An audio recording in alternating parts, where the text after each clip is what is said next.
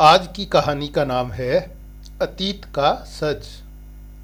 किसी गांव में एक ईमानदार, समझदार, पढ़ा लिखा और नेक व्यक्ति रहता था। उसके दिन बहुत ही बेहाली व गरीबी में गुजर रहे थे।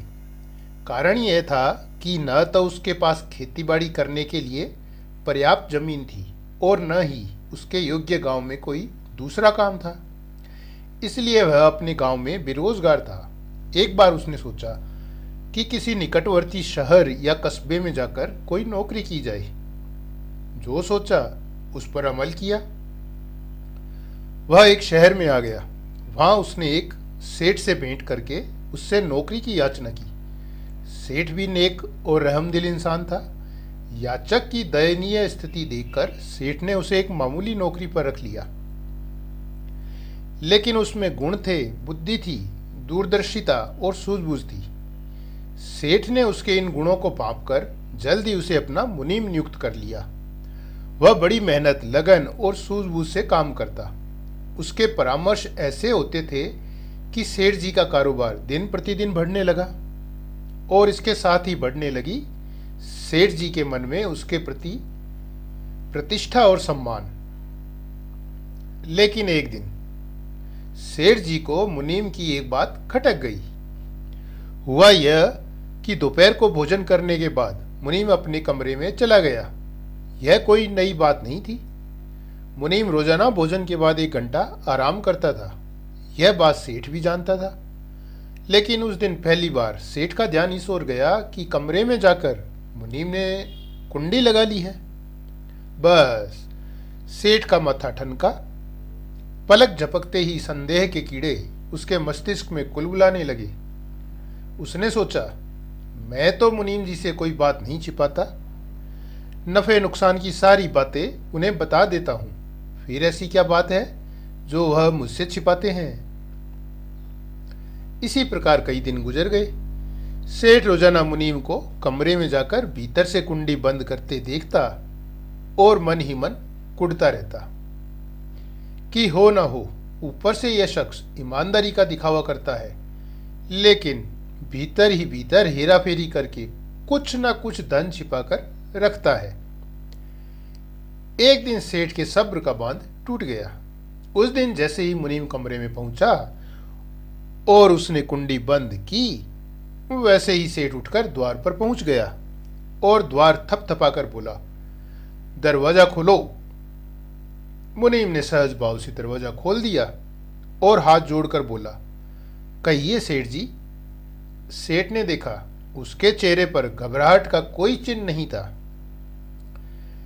जबकि सेठ को उम्मीद थी कि अचानक दरवाजा खुलवाने पर वह घबरा जाएगा। रंगे हाथों पकड़े जाने पर उसके चेहरे पर हवाइयां उड़ती दिखाई देगी। लेकिन जब मुनीम के चेहरे पर ऐसा कुछ भी दिखाई नहीं दिया तो स्वयं सेठ उलझन में पड़ गया। तभी उसकी नजर अंदर रखे एक संदूक पर पड़ी। अब सेठ का शक पुख्ता हो गया। वह बोला, इस संदूक को खोलो। सेठ जी, मुनीम ने कहा, इसमें मेरा कुछ निजी सामान है, कृपया इसे ना खुलवाइए। कैसे ना खुलवाऊं? खोलो इसे।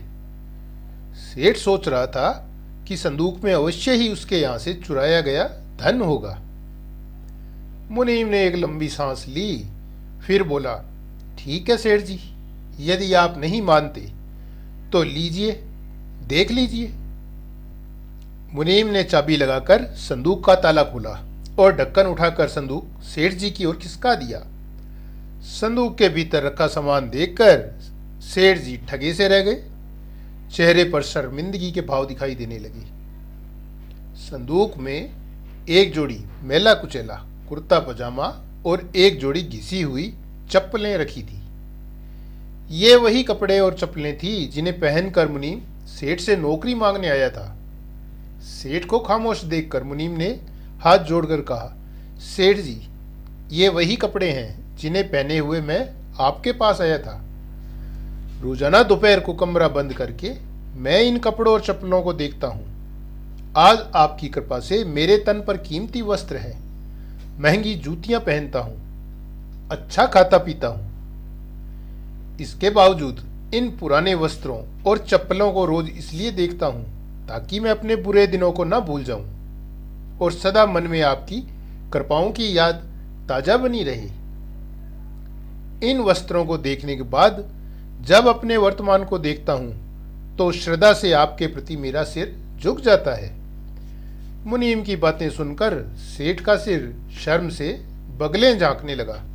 इस कहानी से हमें शिक्षा मिलती है, व्यक्ति को अपना गुजरा वक्त कभी नहीं भूलना चाहिए। हमें उस व्यक्ति के प्रति सदा श्रद्धा से नतमस्तक रहना चाहिए जो हमारी जरूरतें पूरी करता हो, जिसने हमें ढांढस बंधाया, बुरे वक्त में जिसने हमारे आंसू पोंछे हों। जो लोग अतीत का बुरा वक्त याद रखते हैं उनके पांव सदा जमीन पर ही टिके रहते हैं, अहंकार उन पर हावी नहीं हो पाता।